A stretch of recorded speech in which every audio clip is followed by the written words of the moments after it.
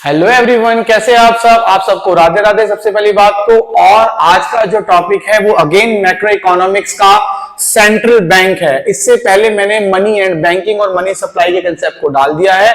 आज हम क्या पढ़ेंगे? आज हम सेंट्रल बैंक पढ़ेंगे। तो गाइस, सेंट्रल बैंक जो है, जिसको हम रिजर्व बैंक ऑफ इंडिया के नाम से भी जानते हैं, कुछ पॉइंट्स हैं सेंट्रल बैंक के जो बिल्कुल इजी कंसेप्ट में लिखे हुए हैं। That is central bank. सबसे पहली बात तो है क्या? देखो, सेंट्रल बैंक का दूसरा नाम क्या है? Reserve bank of India. अगर आरबीआई लिखा हुआ जाए या सेंट्रल बैंक लिखा हुआ जाए तो इजी कंसेप्ट आप कर सकते हैं उसमें से। तो सेंट्रल बैंक क्या है? देखिए कि it refers to an apex body. Apex का मतलब क्या होता है? सुप्रीम, सबसे बड़ी। मतलब इससे बड़ी कोई बॉडी है ही नहीं बैंक के अंदर। बैंक जो है, जो आरबीआई बैंक है, वो सभी बैंकों का बैंक है, बाप है सभी बैंकों का। तो इसीलिए इसको अपेक्स यानी कि सुप्रीम बॉडी के नाम से जानते हैं।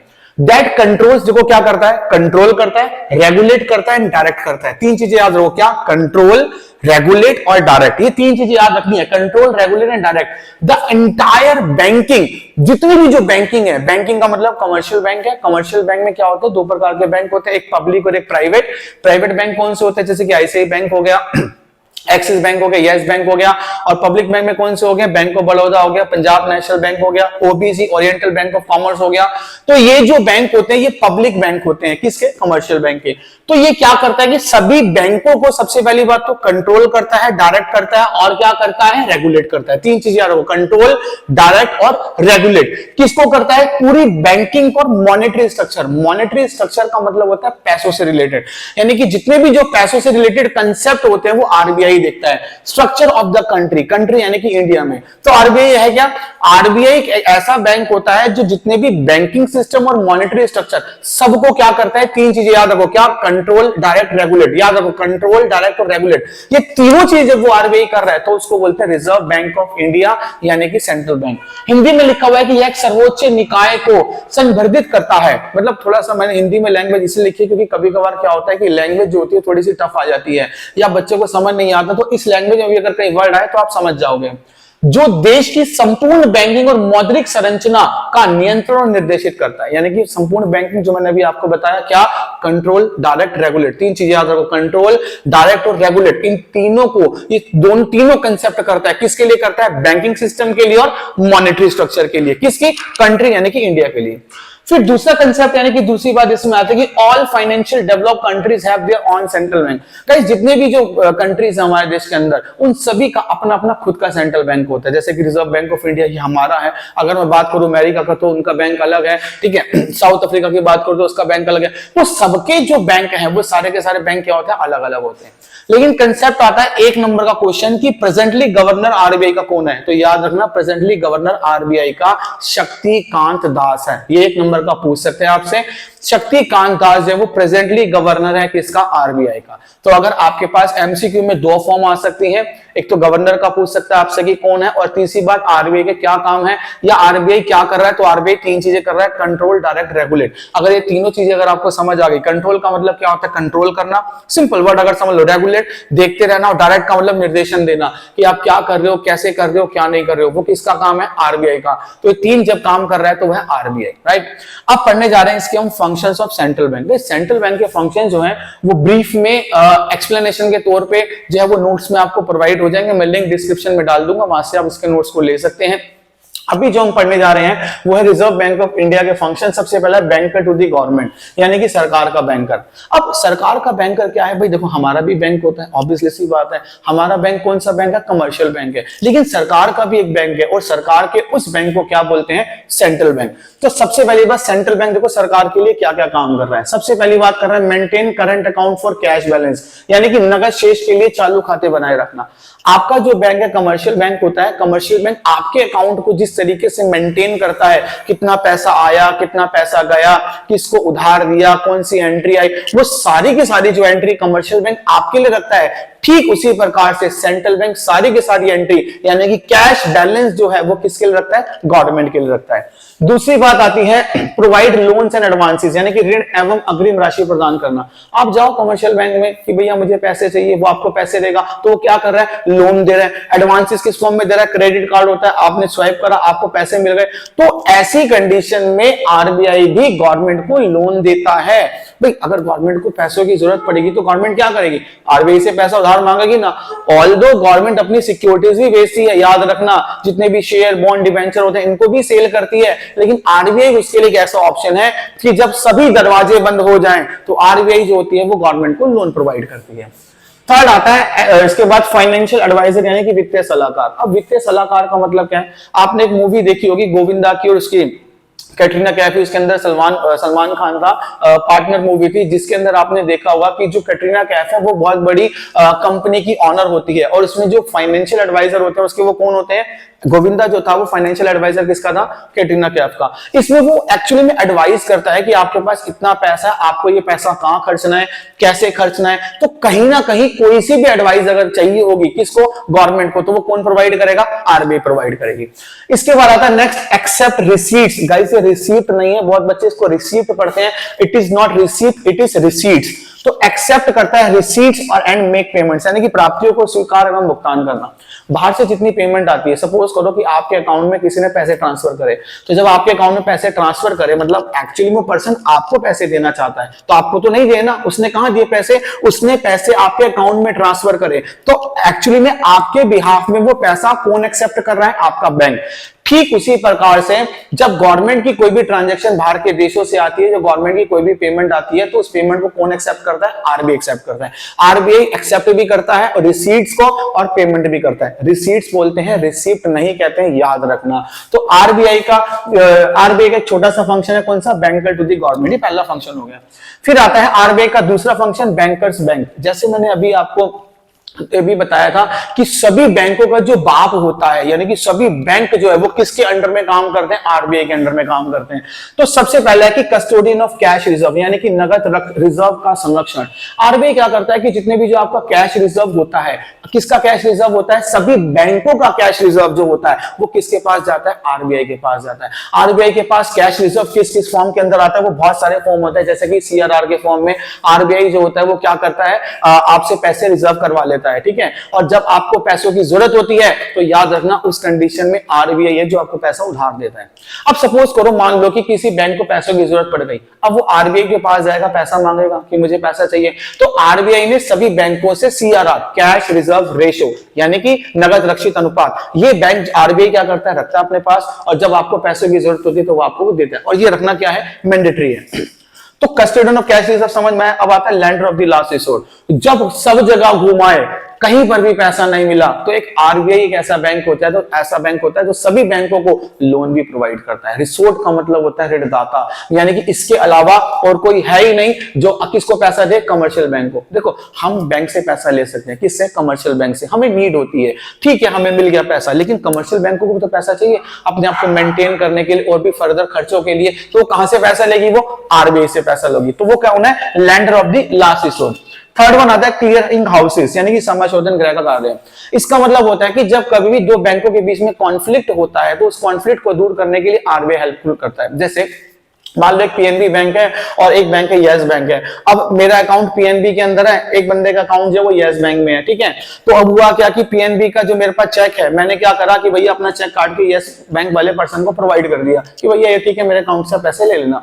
अब क्या हुआ कि भाई यस बैंक वाले थोड़ा सा इश्यू उठाते हैं कि भाई हम नहीं क्लियर करेंगे, ये गवर्नमेंट का बैंक है, ये है वो है। तो ऐसी कंडीशन में आरबीआई ने स्ट्रिक्टली इंस्ट्रक्ट दे रखा है क्या कि किसी भी बैंक का कोई भी चेक होगा वो क्लियर होगा, दैट इज क्लियरिंग हाउस। तो ये थे फंक्शन, कौन सा, बैंकर्स टू द गवर्नमेंट, और एक था बेटा बैंकर्स बैंक। अब आता है control of money supply. Money supply मैंने आपको बताया था कि जितना भी पैसा लोगों के पास अवेलेबल है आज के टाइम में वो मनी सप्लाई है।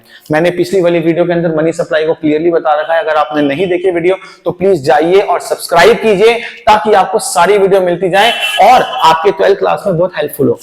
तो मनी सप्लाई क्लियर है। अब आता है इसके अंदर सबसे पहली बात तो बैंक रेट क्या है, ठीक है। बैंक रेट का मतलब क्या होता है भाई, बैंक रेट का मतलब होता है वो रेट जिस रेट पर आरबीआई लोन देता है। ध्यान से सुनो, आरबीआई लोन देता है, किसको लोन देता है, कमर्शियल बैंकों को। अब कमर्शियल बैंक है कमर्शियल बैंक गए भैया सेंट्रल बैंक के पास, हमें थोड़ा सा पैसा उधार दे दो, तो आरबीआई पैसा उधार देगा, लेकिन क्या लेगा? Rate of interest. तो बैंक रेट का मतलब क्या होता है कि रेट ऑफ इंटरेस्ट जो आरबीआई चार्ज कर रहा है कमर्शियल बैंकों से, उसको बोलते हैं बैंक रेट। देखो अब माइंड में एक बात आती है कि ये आरबीआई जो है वो कमर्शियल बैंकों से ही रेट क्यों चार्ज कर रहा है, हमसे क्यों नहीं चार्ज कर रहा? भाई आरबीआई ना डायरेक्ट आपसे कॉन्टैक्ट नहीं करेगा, आरबीआई का कॉन्टैक्ट होगा बैंकों से। कौन से?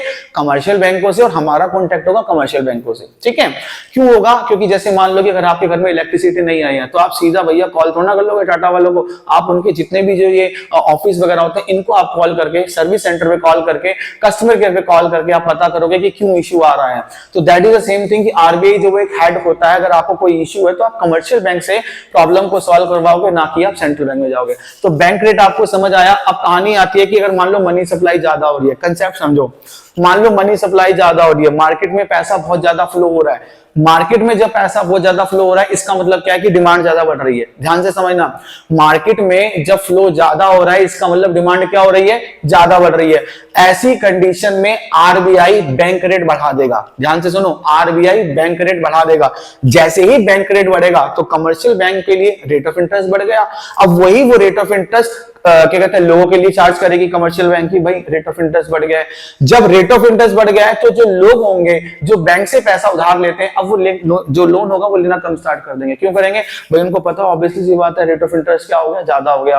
अब ऐसी कंडीशन में जब रेट ऑफ इंटरेस्ट ज्यादा हो गया तो लोग लोन कम लेंगे, लोन कम लेंगे तो डिमांड कम होगी, जब डिमांड कम होगी तो मनी सप्लाई कम हो जाएगी। एक्चुअली में इस टॉपिक के अंदर हमें मनी सप्लाई को कंट्रोल करना है। कंट्रोल कम होगा जब डिमांड और सप्लाई दोनों बराबर होंगे। तो बैंक रेट समझ आया। अच्छा अब आता है अगला टॉपिक हमारे पास, ओपन मार्केट ऑपरेशन।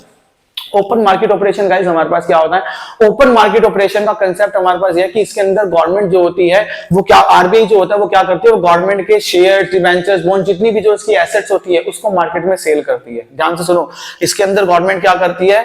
गवर्नमेंट अपने शेयर्स, डिबेंचर्स, बॉन्ड, अपनी जितनी भी एसेट्स है वो आरबीआई के थ्रू आउट सेल करती है।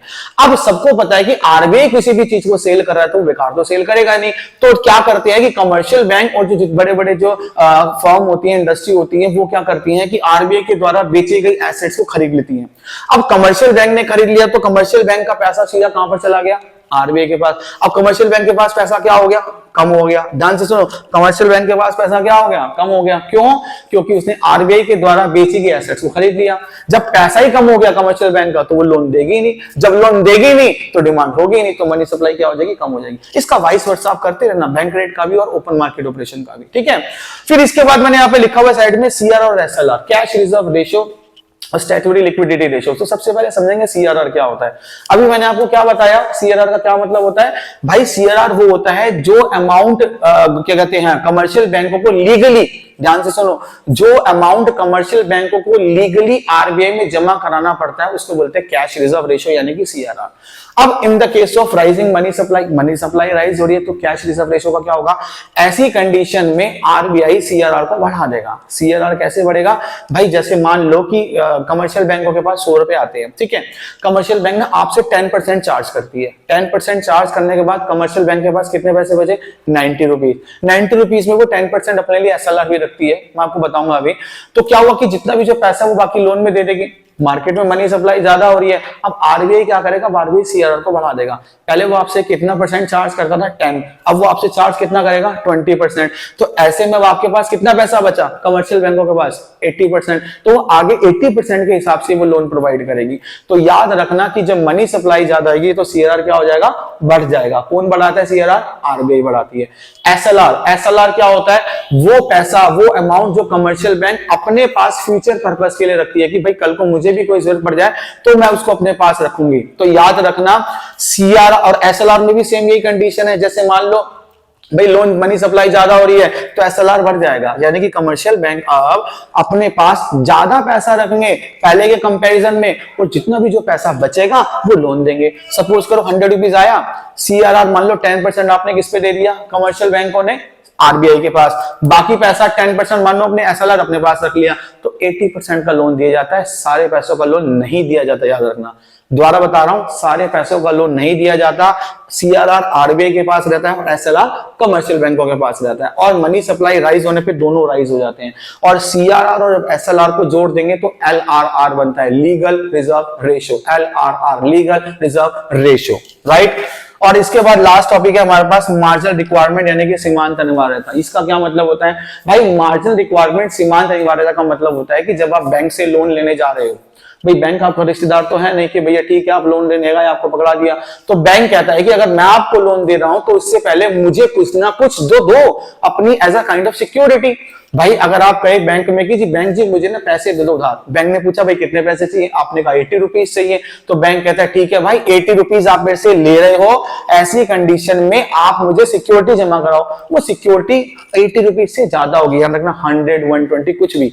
तो मार्जिनल रिक्वायरमेंट का मतलब होता है सिक्योरिटी का अमाउंट ध्यान रखना, जो 100 रुपीज है उसमें से माइनस कर दो कौन सा अमाउंट जो लोन दिया जा रहा है, उसका डिफरेंस जो होता है वो मार्जिनल रिक्वायरमेंट यानी कि सीमांत अनिवार्यता होता है।